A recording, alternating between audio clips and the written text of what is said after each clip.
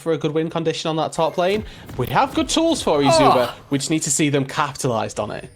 Massive shout out to Joe, who's thrown out the mother of all displays here. What a wonderful split screen. As we head out onto the Rift, we'll see the great fan out. And right now, everything even, everything to play for. And Vitality.Bee, one game away from locking a main stage appearance.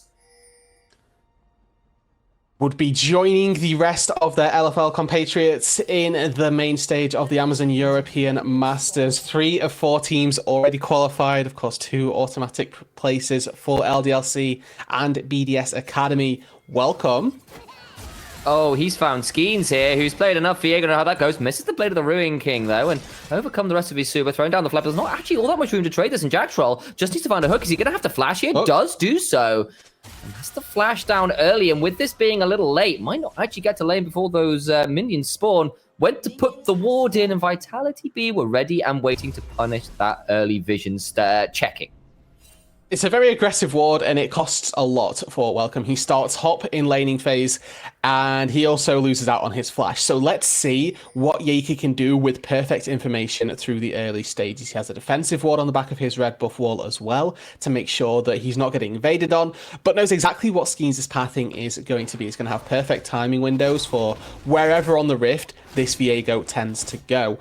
So we're looking at this Jarvan, hoping for some early proactivity. You mentioned the possibility of ganks from level 2. That is incredibly accurate, and maybe not something that we're going to see this game, honestly. With the hop start from now on level 1, it means that him fighting in that top side is maybe a little more difficult, but there's still those tools, still those windows for the Jarvan to get proactive.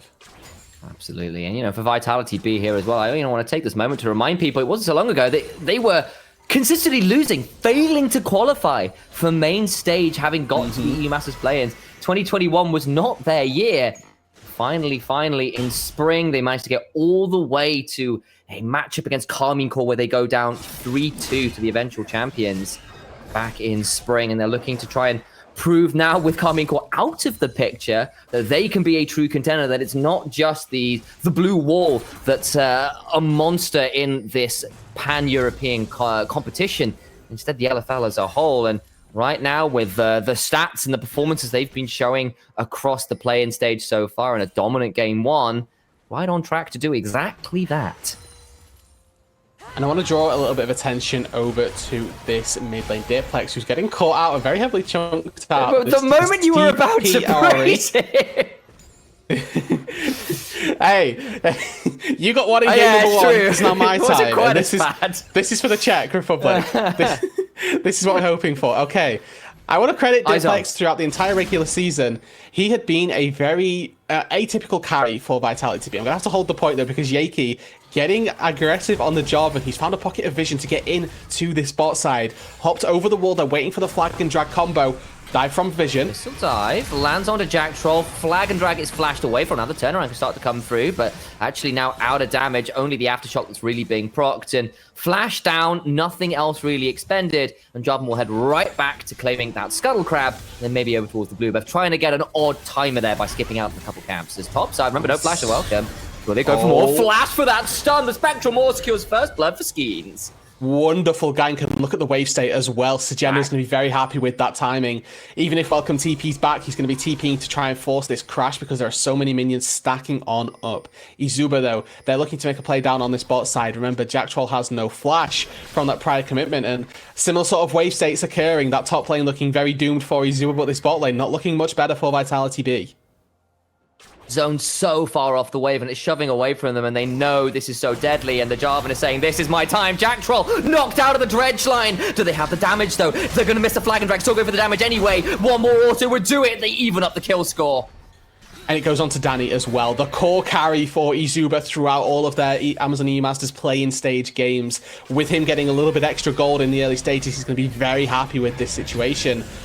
Cleanse forced, though. Just going to kind of 1v2. Doing a pretty good job. Doing quite well. And because, of course, Yaiki still hasn't claimed either his blue buff or the Gromp, has to go back and get that. Or Skeens is going to come right over with the smite and start trying to fight over those camps, especially because he's got the back. And, of course, on the other side, didn't happen. Here's the top side replay. Flash Spectral Maw is just a thing of beauty. Getting a lovely set of passive procs in as well from Skeens really does give over that early advantage and means that that dive is actually a lot easier to come by than you may have anticipated. Double Hop I thought he was out to safety. Was not the case. And then down on this bot side, you can see just good wave manipulation by eSuba. They force Vitality.Bee to, step a little too far forward, unfortunately, and with no flash on that Nautilus, target priority was always going to be the Anchorman on the bot side, and of course giving that kill over to the Varus we already touched on. So very influential. This time round, it's not a complete dominance from the Vitality.Bee bot lane. They're going to have to work a little bit harder to be those core carries. The fortunate thing for Vitality.Bee right now is that Danny hasn't actually managed to find a base window. Off the back of that gank, they weren't able to push a wave in under the turret, and Jessica was actually full HP. So right now, Jessica actually has priority down on that bot side. He can use his HP to leverage a window back into this laning phase and try and remove some of that gold disparity. Because Danny, whilst has got more gold in the bank, neither of his two AD carries have based yet. They haven't found a good window to get back to the fountain. And neither one of them have purchased. And, credit to Skeens actually for making that happen, because he comes down with the back already in hand and shoves that wave, forces that delayed and awkward reset as Sugenda hits level 6 and tries to make Welcome's life difficult as Jakey is around just seeing whether there's an option there, but instead Welcome will just have to back away and maybe seed this wave. Diplex hiding in the wings here. Sayator can't face check this, not like this! Ring of Frost and the Glacial Prism means it'll be that old school combo flash for the auto, and Diplex secures his first kill of the game. And can we credit Vitality.Bee for their CC layering right there? That was at least 4 seconds of Sagittarius spamming flash, spamming Spirit Rush, but not being able to get away. They were so well layered between the mid-jungle duo of Vitality.Bee. And now they're going to look to extend this even further. Yakey, not level 6. You can see the Skeens available. Going to be looking for some help from his solo laners to get away with this one. Not going to come through. The pink ward survives for Yakey in his own jungle. For now, Vitality.Bee starting to amass advantages across the top side.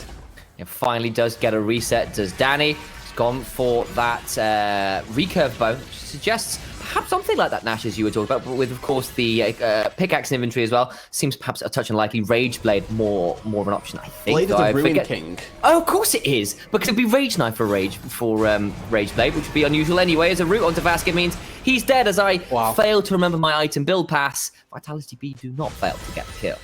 No, and now I get to praise Diplex the way I wanted to a little earlier on. We've seen a little bit of the proactivity. Hold on, never mind, Ignite bot lane. Is he dead? Gets the Ignite on Danny. I don't think he is. Jacktroll takes a bit of a chunk, but Jakey's still level 5. Maybe looking for a kill. Remember, Jacktroll has got the flash back up at Yeskler. A little deep. Instead, it'll just be the control ward going down, and Jarvan does get level 6. In fact, off clearing that control ward, I believe. Okay, this is the fabled Colorcaster strategy of spawning in action. Try and talk about something external to what's happening, and teams instantly fight. Skeen's now going to get face checked. Yeah, it's a niche part of caster cursing. You caster curse yourself, which is quite impressive, really, as Vasket will face check, and Skeens goes, well, I'll just get another auto off. That's fine by me. And a lot of attention towards this bot lane, for better or worse. It's still Vitality.Bee with the lead right now, about 1,500, largely off those topside picks. Went their way, and here's the replay. There's that level 6 that did come through. Thank you very much, Joe, for proving that point earlier on. Just seeing a reset finally coming through. Of this coin, you remember early on we were saying Danny was the one forced under the turret, didn't have that HP to find a good window to reset. He sort of bit the bullet, accepted that he was going to have a weird recall and miss out on a little bit of experience. He went back to base. One hop this time, tried the cha-cha slide, and Welcome doesn't get the Mega Gnar, and he does not know the moves to this dance and find himself 2 foot wide and 6 foot deep in a nice grave dug by Sugenda. Really great stuff. Once again, Vitality.Bee's top lane performing admirably, and a reminder here, this is just a product of having Sugenda as a top laner. Yeah. They've given him very minimal resources. It was Skeens on the end of his party that ganked top once, and he's been able to do so much work from here on in. Flash out by Sugenda from that Cataclysm. It's a good trade, flash for flash, and this buys now, weirdly, safety to Jessica. That's the one way in which this AD carry really is going to go down, is getting caught in that Cataclysm. So with that being off cooldown now, a lot more safety opened up for the bot side as well. Yeah, it does. It forces a slightly awkward reset from Sugenda, but he's feeling pretty happy with the gold lead he's got. Goes back and got himself a Hexic Alternator, a Blasting One, the Sork Pen boots already in. He is well and truly online, and you're looking on this side, it's like, I have a long sword and a shield and some nice blue boots. We call them purple boots, but those are in fact the Sork Pen ones. Instead, we're seeing the Herald being started in the picture as Suba just trying to get as much down here in this bot lane as they can. Sayator shoving the mid lane, but it is feeling like Vitality.Bee once again with the more proactive early game outside of the early attempt bot lane.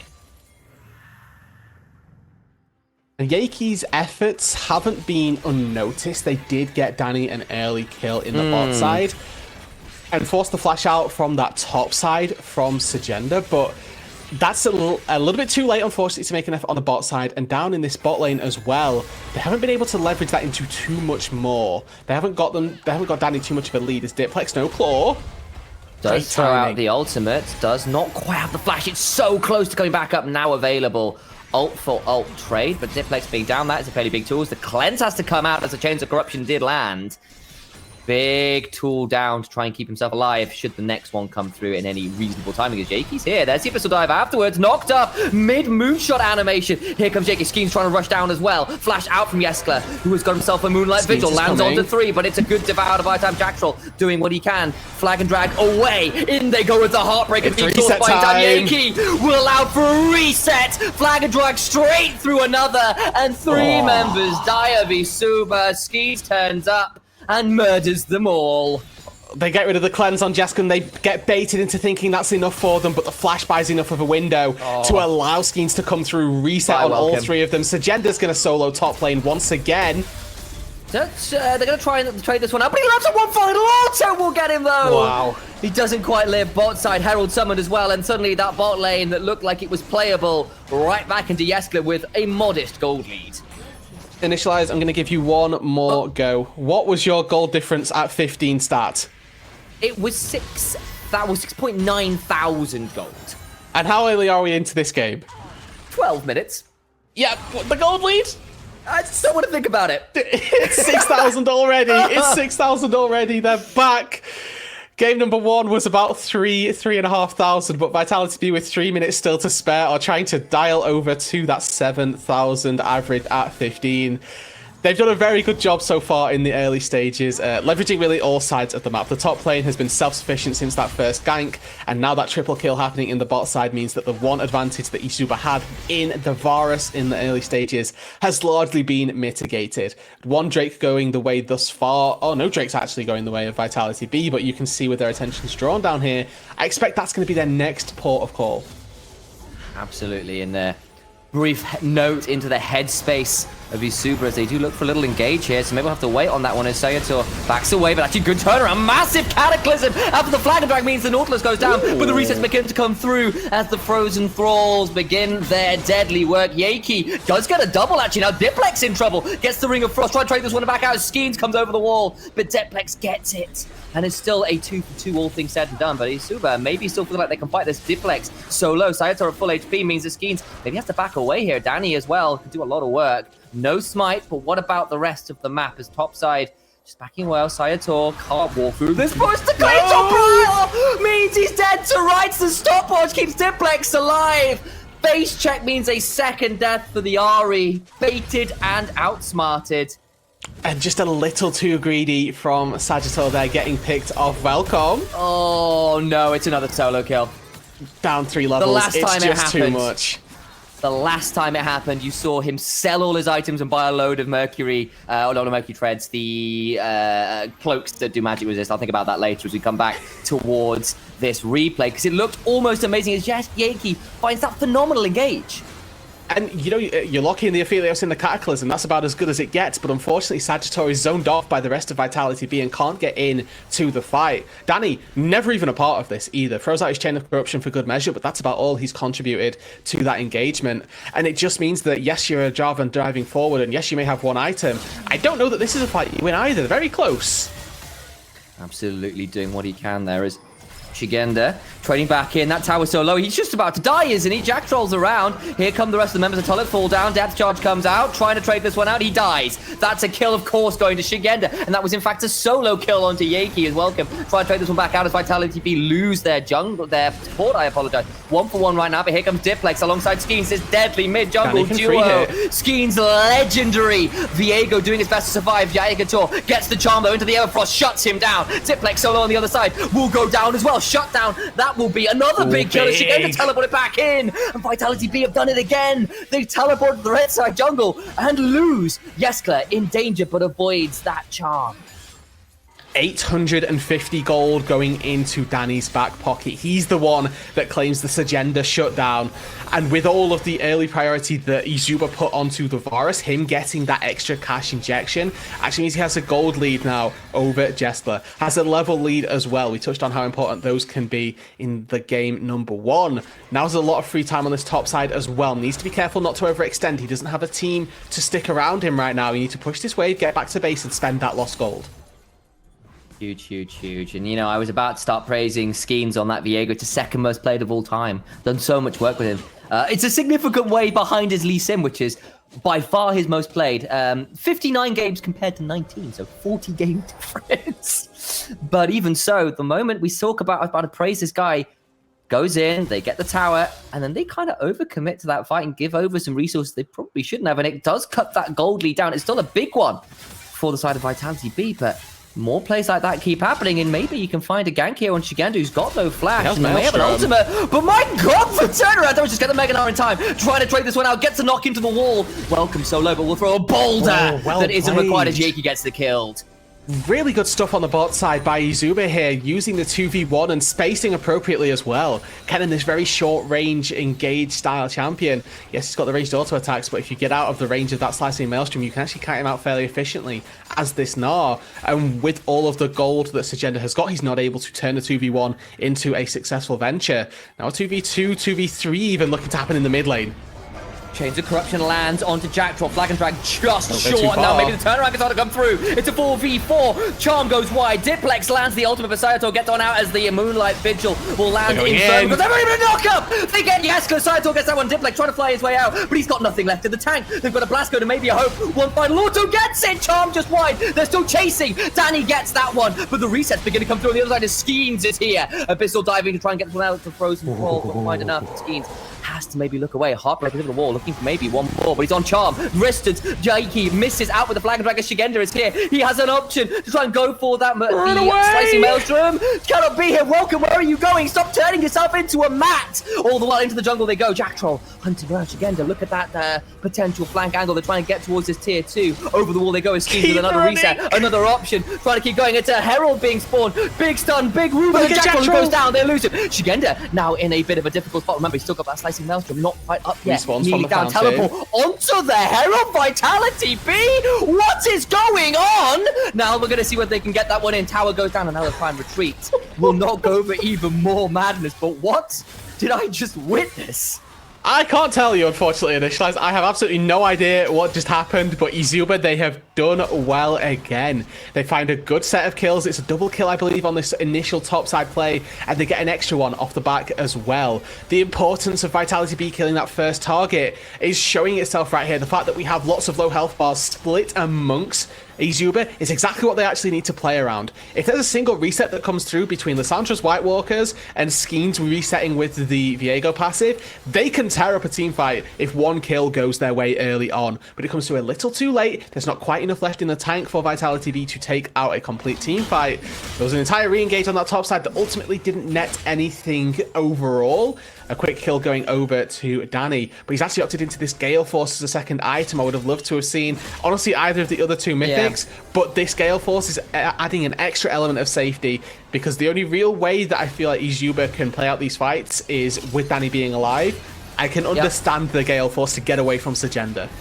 If Lysandra is the White Walker, does that make Jarvan the Prince who was promised? As Sayato goes over, turn around from Jackdaw to the Moonlight Vigil over every single member! Shigenda throws down a slicing maelstrom, and it's a category 5 disaster.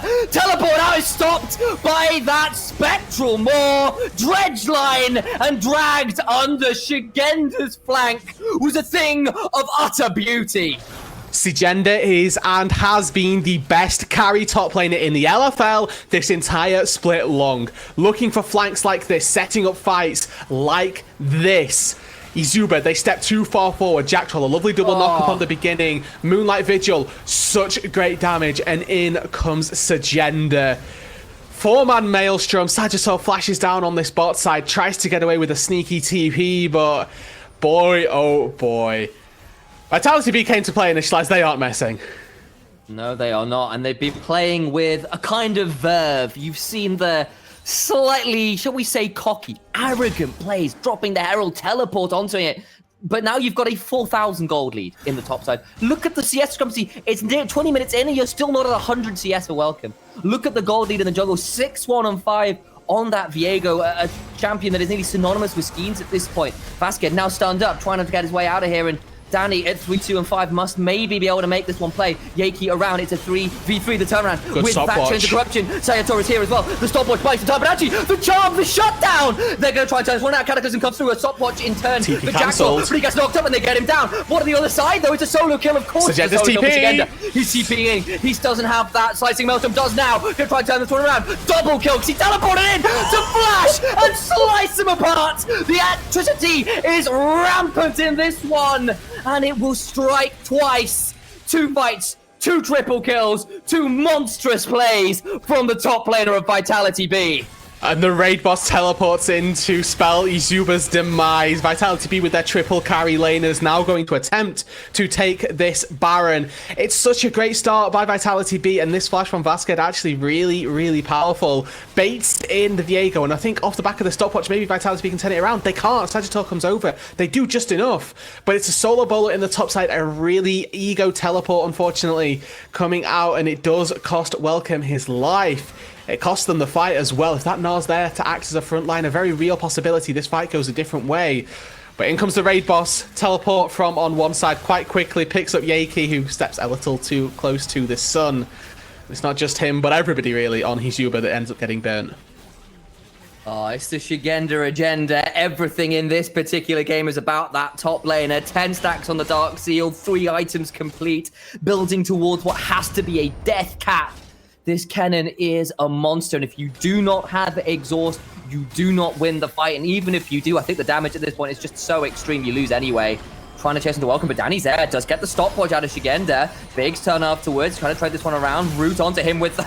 God, never mind, he's gone. Gonna keep chasing. Glacial Pass comes forward. Skeens on the flank, looking for the Spectral Maw, gets it onto Jakey. Jack Troll as well with a long wrap around. Danny taken out. Nothing to be done. Skeens gets that one as well on the back end of it. And with the Baron in hand, 3 members dead, Vitality.Bee will shove in and break the base.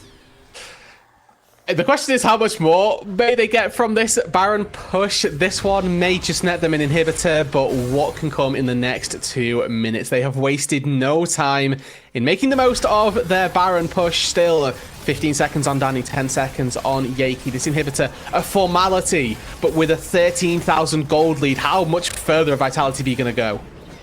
I have no idea. Right now, it feels like they can do just about anything. They've certainly been playing like they can do just about anything. Some of these fights have been won on hand stiff alone, but right now, they got themselves 2 inhibitor towers, and shortly afterwards, 2 inhibitors to follow. Welcome's helping forwards though, tries to get the main. I'll just get 2 over the wall, but there's no follow-up, but he's just deleted, taken out just like that. The Frozen Sword beginning to bounce through. Skeens hops forward. They're going to get the Cataclysm to buy 2, but it's just followed up with the Heartbreaker, and it's the hearts breaking of all Czech fans out there. The Hit Point Masters team about to find themselves on the end of another storm. It's looking like another typhoon, and it is the stormy season in EU. Master Jackal goes down, gets that one, trying to trade this one out, gets 2. Maybe I spoke too soon. A breath of light, a flash of light, a silver lining in those storm clouds. Czech Republic aren't out just yet. Initialize. The Hit Point Masters are going to fight to their dying breath. Initial engage here from Welcome, a little too far forward. His team can't follow up. Importantly, Danny doesn't quite have Chain of Corruption left. And Jessica's Great Flash actually gets him out and allows him to free hit onto the Gnar. But then Vitality.Bee, again, a little bit of those 4 happy, fun times, going for those fights, potentially a little too aggressively. Yaki able to get out on this bot side and actually get chased down a little bit here, which is unfortunate for the Jarvan. No, oh, he actually really got over there. I think if he'd gotten over, that could have been a different matter. I think the Raptors may have killed him, which would have been even more hilarious. Well, that would have been kind of... We had Gold Drinker, maybe? I don't know. Either way, he would have been in trouble. Yeah, that would have been sad. Either way, he's doing his very best here. It's been Jakey trying his best to make things happen, but the discrepancy is just so large. You are hoping against hope that Danny gets more fights like that. 3 items on the Varus has to be enough, has to be their way back in, but it's just so hard. Look at the items everywhere else on the board for Vitality.Bee. They are outmatching in every role that's not named AD carry. Now they're going to look for Diplex on this top side. Claw's good. Jeskler's in the wings as well. All of Vitality.Bee are ready to collapse. This is a bit of an overcommit. Do they get punished? No is going to be the answer. Vitality.Bee rarely here, holding their tongue, not quite biting on any single engage that they can find. Play it slow. They've got 2 inhibitors down in mid and bot lane. Let's see them quite nicely now play toward this top side, slowly work to break open the base. Triple Zonyas plus a GA for the side of Skeens. Everybody but Jeskler has stopped what has like a stasis available to them. And that is a difficult position for eSuba because it's not only, you have to win the fight 2 times over. Quite literally, you've got 9 health bars effectively to get through. Not the easiest fight for eSuba, no. And honestly, you know, none of these fights have been easy for them, but by some way, somehow, they have managed to find something. They have a little reprieve. Now they have to go. They're trying to find the angle. Vasquez goes in, but the Abyssal Dive is turned around so fast. Deleted just like that. Shigenda! You just can't take your eyes off the man. It's another engage with the Slicing Maelstrom. Welcome. We'll throw down an emote, and it's a quadra kill. Jeskler. Of course it is. He's been a little bit quiet in this game. It's been the Shigenda show, but he's still proving he's got the metal to make it work. And just like that, Vitality.Bee completes the completely perfect run through the play-in stage. To the main stage they go.